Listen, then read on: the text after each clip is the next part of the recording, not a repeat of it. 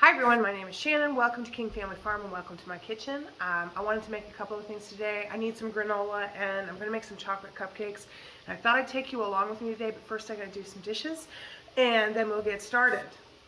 So my little girl has some friends coming over tomorrow and I thought they were going to play outside, but it looks like it's going to rain all day, which I'm kind of okay with because I'd really like the snow to leave. So I'm actually going to make some chocolate cupcakes. I'm going to make them today. And we'll let them decorate them tomorrow. It'll be something fun for them to do. They can take something home. Keeps them busy, believe it or not, for quite a while. And these are really easy to make. The reason I'm not making them the day of is because children tend to be a little rough on things. And if you bake them the same day they decorate them, they may break apart when they try to put the frosting on. So they won't be quite as fresh tomorrow, but they'll be just fine because this is a really, really moist cake. I'm going to make cupcakes and I think they're going to enjoy this. It's going to be fun. So, and who says no to chocolate cake? I mean, now this recipe is a mayonnaise cake. And I have to admit, the first time I made this, I was like, I don't know if I'm going to like this. And I love mayonnaise. I mean, when I make homemade mayonnaise, I'll eat that off a spoon. I love mayonnaise on all kinds of things. On my French fries, on my sandwiches, love mayonnaise. Having it in a cake seemed kind of weird. But because I understand baking a bit, and I've done quite a bit of it, what the mayonnaise is doing is it's replacing the eggs and the oil that you would normally have in your cake recipe, and this makes an incredibly moist cake. So if you're unsure, believe me, it's good. My husband hates mayonnaise. He won't eat mayonnaise. He thinks it's nasty, but he loves this cake. So we're going to sift our ingredients together. I'll put the recipe down below so that you guys can see that and you know what needs to go in it.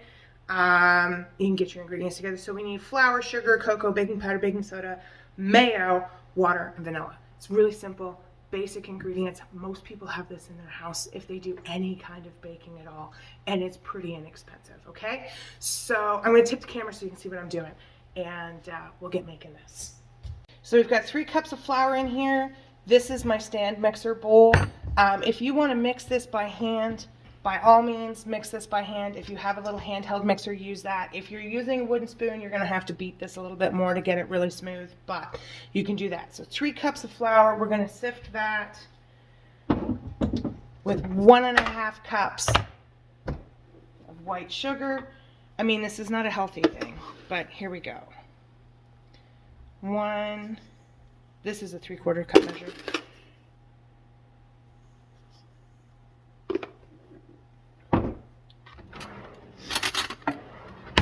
I'll just start sifting that through a bit because I need room in my sieve.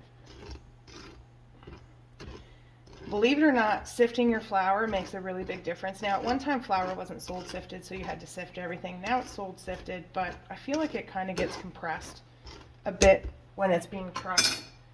So now we got cocoa. I buy the cocoa at Costco. It's organic cocoa. I need my other measuring cup. So we got 1/3 of a cup. I highly recommend that if you're going to use plastic, you don't put them next to the stove because that's what happened there. All right, so we need 1/3 of a cup of cocoa, and I'm just going to spoon it in because it's hard to scoop, I have to admit. And I'm still making a mess, which I always do when I measure cocoa. I don't know what it is. That's just who I am. And we'll just kind of, a little bit extra. Won't hurt anybody. I've preheated, that's what that ding is I've preheated my oven to, push that out of the way, to 350 as per the recipe. All right, we've got that.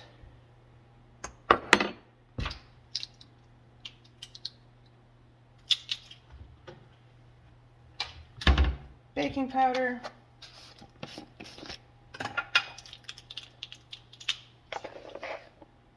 One, 2,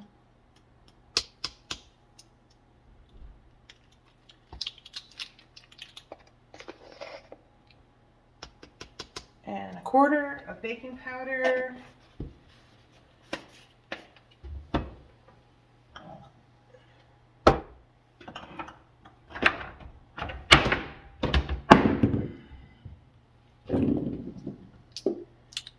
And one of the other reasons that I like to sift, as you're going to see, this is baking soda, is it's kind of clumpy. So I like to make sure that it's sifted, and we need 1.5 teaspoons of baking soda. There we go. Now, something I like to add to anything chocolate is I use a bit of instant coffee. This is espresso. If you don't want the caffeine, I mean, there's caffeine in chocolate, but if you don't want the extra caffeine, you can get this in a decaf version. I just don't tend to worry about it, and I'm not going to use a whole lot. We're just going to use half a teaspoon. A little bit goes a long way, but it really brings out the chocolate flavor. It's not in the original recipe, but I always use it. So that's all our dry ingredients, and we'll just run these through, get this all sifted. This makes for such a much lighter cake, and it really makes sure your ingredients get distributed evenly, especially the cocoa. And I find cocoa has a tendency to be a bit on the lumpy side. I'll get rid of that. So you can see it's pretty light. I'm just going to give it a light stir to kind of fluff it a bit. All right, so the next ingredient is 1.5 cups of mayo, which I'm sure is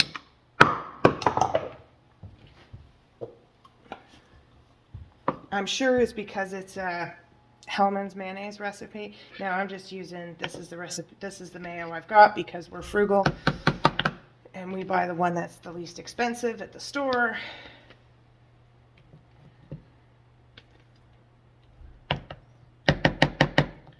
I've seen other recipes for this and it only calls for a cup. Again, I'm sure that's because this is a recipe by the manufacturer. So I don't know what happened there or why my camera decided to stop recording mid-mayonnaise. But anyways, so we put the mayonnaise in. I put it on the stand mixer. I start mixing, and then I slowly added 1.5 cups of water, which is about when I discovered that my camera had stopped. And so we mixed it on low, just until everything was combined, and then I turned up the mixer for about a minute. Give it a good mix. Now, if you can give this to your kids if you're concerned about your kids eating raw eggs. They can eat this. There's no raw eggs in this, so, you know, that's just fine. So we've got this nice chocolate batter, and I've got a prepared cupcake pan, and that's where we're going to go with this nice batter. So this is going to make 24. I'm going to do 12 at a time because that's what I only have one muffin pan for some reason. So I like to use a cookie scoop to fill these. This is not big enough, but my next size scoop is too big. So we're just going to do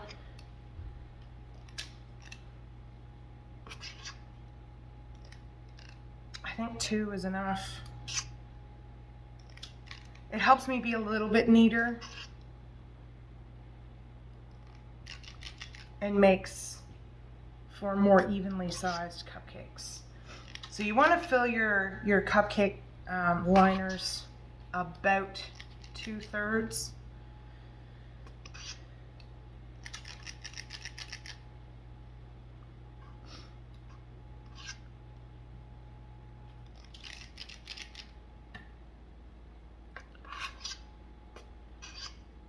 So this is a real kid-friendly recipe. I mean, I've made this with my kids before. I just think the general excitement of tomorrow with a couple of kids, more than a couple of kids, 4 or 5 kids, and cupcakes and icing and sprinkles will mean that they won't have the attention span for this, which is fine. So I just get this messy part out of the way, and they get to have the fun part, which is the decorating and the eating. Because you know that's what's going to happen. They're going to spend their time eating frosting and sprinkles.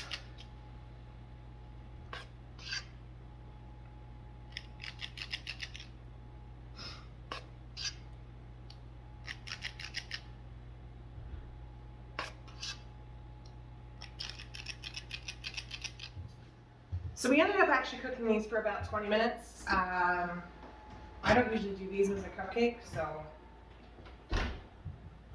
we'll just let these cool a little bit, and then I'll pop them out onto the cooling rack, and then I'm going to refill this tray with liners and cook the rest of them. And then what we'll do is we'll move on to the granola. Got my oats out, I've got a mixing bowl, some nuts. When I'm using my oven, I like to do multiple things because the expense is in the heating it up, not maintaining it as much. So that's kind of it. So these are really easy. When I check them, I like the tops to bounce. If you just put a toothpick in them, just like that, comes out clean, and you're good to go. So that's kind of it for the chocolate cupcakes. So I'll probably make like a buttercream frosting tomorrow, or later this afternoon for the kids to use tomorrow to decorate these. They'll love them. They're easy. I'm going to end up with probably about 30 of these. It's a fairly big recipe. Normally I cook these in two 8-inch or two 9-inch pans, and then I make a layer cake with it. So that's normally how I do it. So I'm just gonna let that cool a little bit, and then I'll reline it and stick it back in the oven, and then we'll make some granola. So the last round of cupcakes are in the oven, so I'm gonna get my granola ready to go in the oven. You need a large mixing bowl. You want old-fashioned rolled oats, not quick oats. You want the big flakes of oats. So we're gonna do 4 cups of the old-fashioned rolled oats. I buy these bulk from a store not too far from here, because they're getting hard to find for some reason. I don't know why. But anyways, they're getting hard to find. I'm trying to get hold of my recipe here. There we go. So we're going to do 1.5 cups of raw nuts. You don't want toasted. You can use any nuts you want. I've got half almonds and half pecans because that's what I have left over from some Christmas baking. So, and I've given them a bit of a chop. You don't have to, but they kind of spread out a little more evenly. So 1.5 cups of raw nuts. You can also use seeds, so if you like things like pumpkin seeds, or you want to put some chia in there, something like that, you can do that. And then we want 1/2 teaspoon of salt, and we're going to want some cinnamon.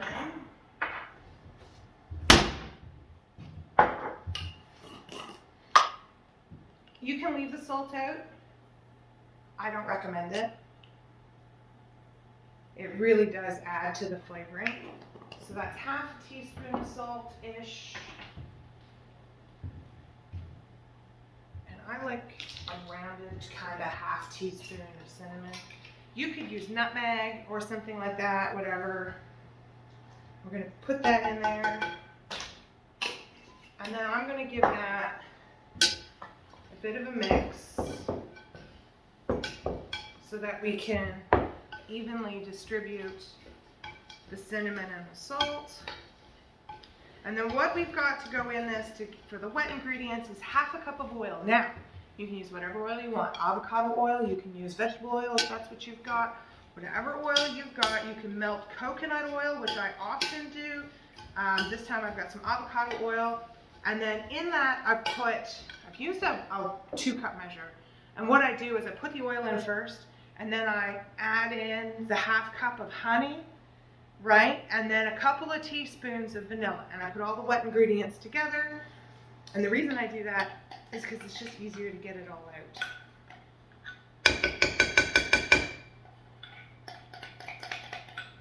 And we want to mix this really thoroughly. You want to make sure that everything is really well coated.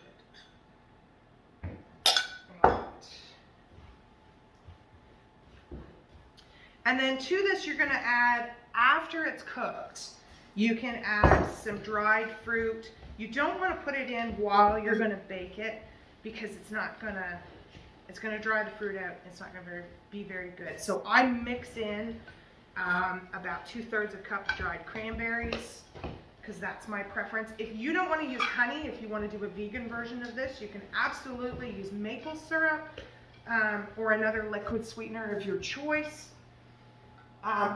We have honey, so that's what I'm using, because that's what I like. So, but I often use maple syrup, so it just depends on what you feel like having. And then what we've got here is a cookie sheet lined with parchment. You can grease your cookie sheet if you don't have parchment. I just prefer parchment because it's easier to deal with. We just want to make sure this is really well mixed, really well coated.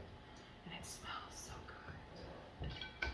And the last of our cupcakes are just about done, and when they're done, we pop this in the oven because they cook at the same temperature as this, which is 350. So we're going to put it onto this cookie sheet.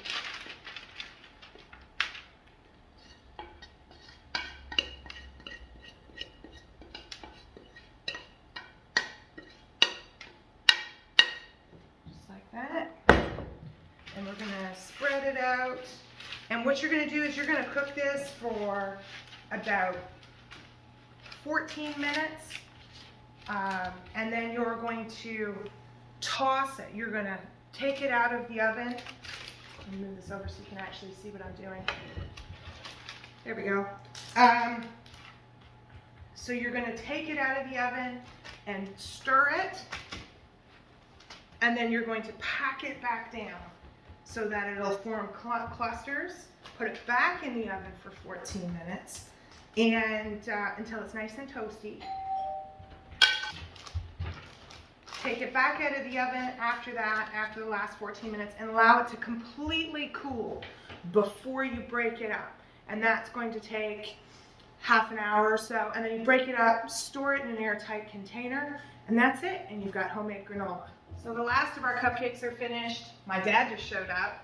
He's got shelves for a cabinet that he's made for me downstairs. So we're going to test these with a cup of coffee, and I'm going to bake this. So we're going to put this in the oven for 14 minutes, and then we're going to take it out, stir it another 14 minutes, and then allow it to cool. So we'll just set the timer.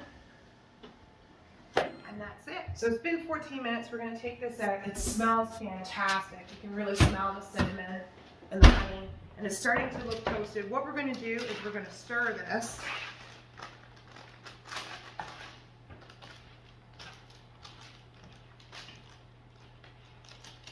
And then we're going to spread it out again and pack it down nice and tight. And then we're going to put it in for another 14, 15 minutes. You want it to be nice and toasty.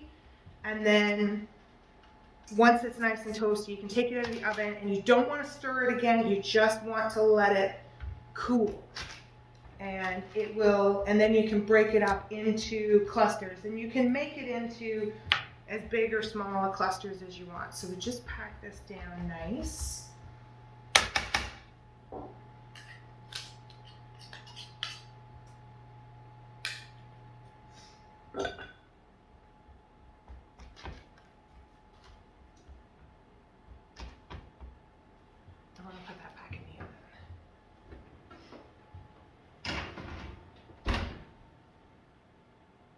Another 14 minutes, and when that's done, we'll show you what it looks like.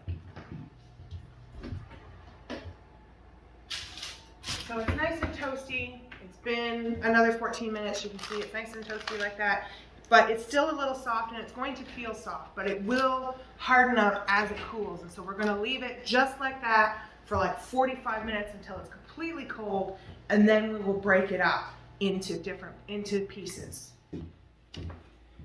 So we've allowed this to cool. We've had lunch, so there's some more dishes to do. Of course, dishes are like a never-ending experience. And all we're going to do is we're going to break this up and put it into an airtight container. And you can break this into however big clusters you want.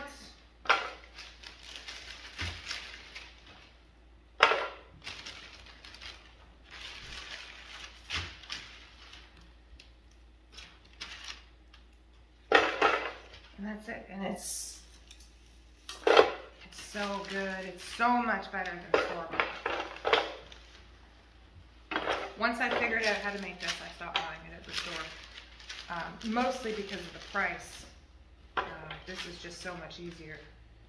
Oh, I know what I wanted to do.